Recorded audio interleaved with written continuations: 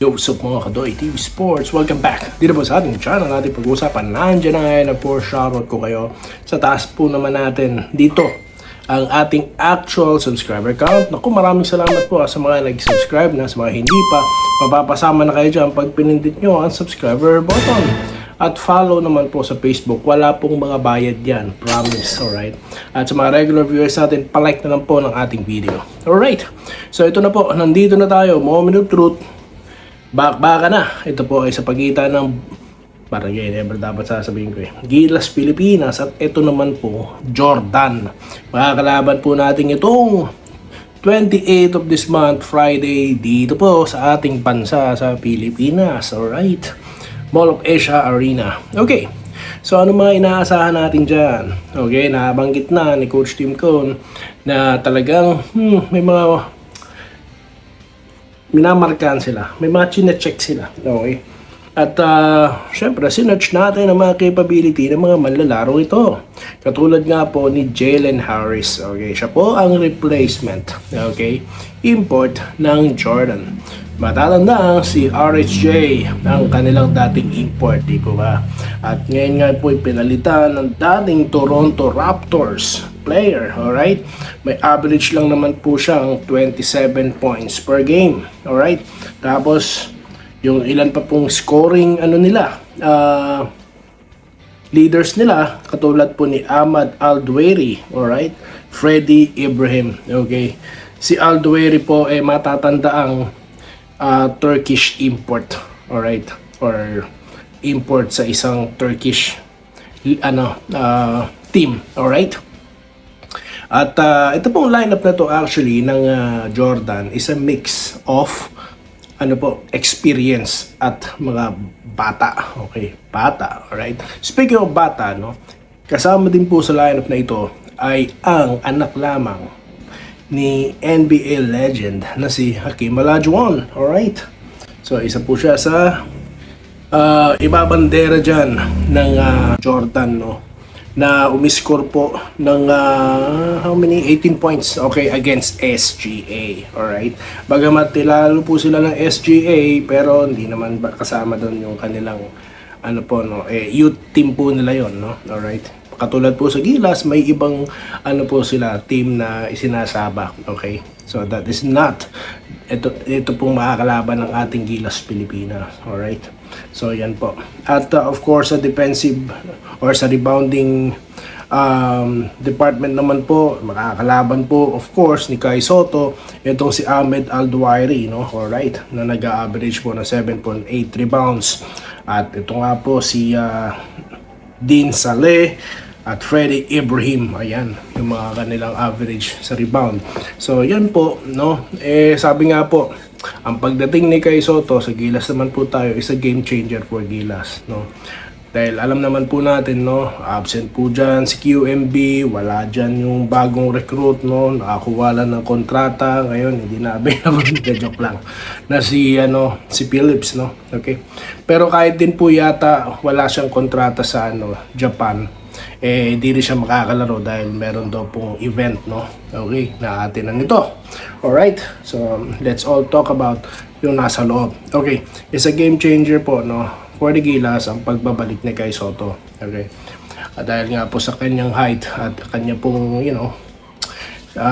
matutulong sa depensa at opensa, di po ba, kahit po wala tayong import, no, for this window, it's all eyes naman po tayo dito kay Kai Sotto. At meron pong itinalaga dyan, no, na 3 players po kung saan they can lead the team, no? Alright, sino ba yung mga yan? Si Dwight Ramos, ito pong si KQ, at ito naman pong si Carl Tamayo. So lahat po ng mga players na yan may 3-point shot capability, okay? Alright, at hindi po sila i-hire sa abroad, no, kung wala pong skill set, no. So we are hoping, no, na wala man po tayong import, mayroon pong opportunity ang tatlong ito, no, to score, okay, alright? At ako man po talagang umahanga, no, sa mga skill set na itong mga to, no. Si Dwight Ramos, nakita niyo naman, napaka basic ang galawan, no. Okay, umi-score kung kailangan. Ito naman po si KQ, no? Ang matikas po gumalaw, no? Sa kanyang height. At ito naman po si Carl Tamayo, yung kanya pong ilalim at labas, no? It's something na talagang well paid siya, no? Dito sa kanyang koponan overseas. At yan po ang ating inaasahan, and of course ni Coach Tim Cone into this upcoming game nila against Jordan at Iran naman po sa Sunday.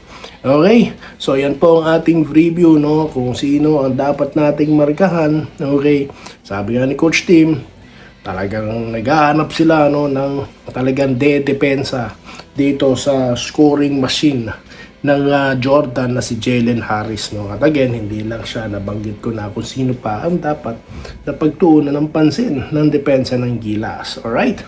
So, yan po ang ating topic. Shoutout na po tayo. Alright? Okay. So, maraming salamat nga po pala sa ating mga mga followers and subscribers na patuloy po sumusuporta sa Doy TV Sports, no. Okay, sa mga bagong subscribers po ng channel na ito, maraming salamat, no. Kitang-kita ko po ang pag-jump, no, ng ating mga bagong subscribers. Alright, Gilyar Katukod, Boss Doy TV, tingin ko hindi gaano kalakas ang ating Gilas. Bakit naman? Pero kalaban yan sila para sa Philippines. Ano po to? Well, I can understand dahil wala nga tayong import, no? Alright? Pero again, minsan nga po kung kung sino yung wala dyan, may pagkakataon bung na mag-take charge yung ibang player, no? You never know, no? Baka lahat ng opensa natin nakatutok lang dito, samantalang kapag pala wala siya, may mag-i-step up. Di po ba? Alright, nabanggit na po natin yung tatlo, di po ba? Ng mga Asian imports natin. How about the PBA, naman po? Legends natin or PBA Future Hall of Famers, no? Or PBA All-Star natin na si Scottie Thompson na nagbabalik. Ang ating super rookie na si Juan Gomez Deliano at ang ating Rookie of the Year, no, sa both Korean League at PBA na si RJ Barrientos, no? Kaya wag po tayong kabahan, no? Alright? Okay. Dito tayo kay Archie Makirang ng Good Morning. Alright? Track, may laban naman talaga ang Gilas, lalo na sa loob. Shooter na lang ang kailangan at maraming local player dyan. Well, as I mentioned yung tatlo po yun, they are gunners, no? Juan Gomez Deliano and Barrientos are gunners too. Okay? Alright? So, yun po Kung napapansin nyo po, hindi ko masyado nababanggit dito si Nunyo, no? Dahil he's still a great player, mga boss, no? Okay? Pero sa pagkakataon nito, I think yung mga player na nating nabanggit ang mas maraming playing time dito, no? Alright. No way. Siguro yung defensive pwede kay Nunyo yan, no? Pero hindi siya pwedeng babangko dyan. Okay, so nabanggit ko ang this is the preview, no, sa magaganap na pakpakan ng Gilas at Jordan. Pero hindi pa naman inaanunsyo ang Final 12 kasi ngayong araw po ilalabas yan, no? Okay, binanggit ko na, usang ko nalaman yan. Alright, dahil yan po'y galing mismo kay Richard Del Rosario. Okay, alright. So, yan po, hanapin nyo na lang dyan. No, basahin nyo. Sabi ko sa inyo, mag-follow po kayo sa mga sources. Hindi po kung sino-sino mga vloggeries dyan na puro kabalbalan po ang inire-report sa inyo. Okay, at puro, iba dyan, no, ingay-ingay, Inglesero, no, puro pasigaw, mura ng mura. Ano ba namang napala nyo doon? Ano ba natutunan nyo doon? Puro sisi. Anyway, isama na sana si Berto, no? May tama pong proseso, no, para dyan. Hindi po porket narinig nyo, malakas, unstoppable. Sige, kukunin na natin. Hindi po ganun May sistema po kasi sila dyan. No? Maaaring hindi siya gumana sa Gilas. Sa Windows Squad, di po ba? Ganun lang po yun. Kasi nga po, iba po ang sistema nito Iba po ang pinagte-trainingan no? Netong Gilas Windows Squad. Dito po sa Asian Squad. Okay? Basta sipag sa depensa mga idol, sabi ni Rodante Sabida. Okay, mga bypass error, no? Nakikita natin to madalas sa kanila no? Tapos yung rebounding, kumbaga, sa'yo na yung chance to score, nabigyan mo pa ng another chance yung kalaban, no? Tapos ititirahan ka pa ng 3-point shot, and knowing Jordan, they will run. Then at the same time, mabilis po ikot din ang bola na itong mga Jordanians, no? Alright. At ito pa pala, no, nakalimutan kong banggitin, ang kanilang makabagong import na ang kanilang bagong signed na Spaniard coach, di ba? Pinalitan niya ang dating Canadian coach. Okay? Kaya po, we expecting something, no, dito po sa Jordan. Okay? Alright. Robert Kebyab, kaya ng gilas yan. Kahit wala si JB, nandyan daw si Kai. Roderick Rodriguez, boy, masakit man sa loob ko, pero sa tingin ko, walang mararating ngayon ang ating gilas. Nako. Dahil siguro short rotation na naman. Let's see, sir, no? Let's see. Right now, no, ayoko pong magbigay ng aking sariling konklusyon sa magiging kampanya po ng Gilas, no. We all want to support Gilas, no, but not with the false, promises like kaya gusto to with score like this and that. Hindi, no. Kaya nga po, I'm telling you, sino ang dapat bantayan, ano ang dapat gawin, di ba? Yun po ang magagawa natin sa ngayon, no. Me, as a vlogger, yun po ang aking ginagawa ngayon. So, ayokong magsisihan dito, dapat ginawa si Abando, dapat si Jordan Clarkson, bakit walang plan B? Hindi po ako ganon, no.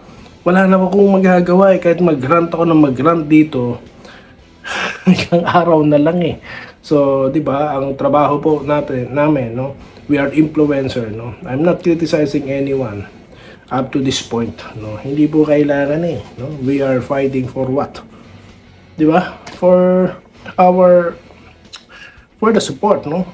I'm rallying a support sa ating Gilas Pilipinas. Wala akong time para mag-rant, no, dahil hindi rin po makakatulong yan up to this point. Okay? Alright? Dito tayo kay Lea Pandolo. Nakakasira talaga pag iniisip yung hindi ko po maintindihan yan. Basahin ko po next comment yan, next content niya, comment nyo Demetrio Pausal, talo Anyway, Roselyn Piquero, wala na ba talaga si Brownlee? Kawawa naman tayo. Wala po. RDQ, si Juan at Aranya daw yung matatanggal sa Gilas, sabi ng ibang vlogger. Yan ang sinasabi ko. No, wala pa po ina-anunsyo Wala pa po, no. Bago ako subalan dito, kaya nga medyo late na ako nag-content kasi nag-aantay ako ng announcement. Malay nyo, last minute, dumating pala kanina si Brownlee. Mamaya, nandyan na pala, kalalapag lang. Oy, coach, nandito ko sa aeroplano. Diba? Kaya hindi pa ina-announce yung Final 12. If I'm not mistaken, hindi pa naman din nag-a-announce ang Jordan Diba ba? So, yan po mga latest, no? Wala pa po tinatanggal, no? Yan ang sinasabi ko, mag-ingat po kayo pagka di nyo kilala yung vlogger. Maraming mga vlogger dyan, lahat dinadaya, views, para kunyari, maraming nanood sa kanila. Diba? Pero, kaya po ako ay nandito, no. As sa inyo, pakinggan nyo hindi, no. Alright. As sa akin, it's all facts. Kaya po lagi nating pinopost kung saan ang galing, diba? Courtesy of this and that, no. Alright, di po tayo magnanakaw ng content. Okay, I'm educating you guys. I'm summarizing everything and telling you where you can find it, no. Ayun po, nasa sa inyo kung anong gusto nyong panoorin. Alright, so maraming salamat po sa inyong lahat. Let me know your thoughts. Basahin ko po yung mga hindi ko po nabasa, no, sa ang dami po nag-comment pa. Basahin ko na lang po mga pangalan nyo. Lawrence Villaver, gusto niya si Alapag. Pag-usapan natin next time yan. Okay, si Pine Pam, no?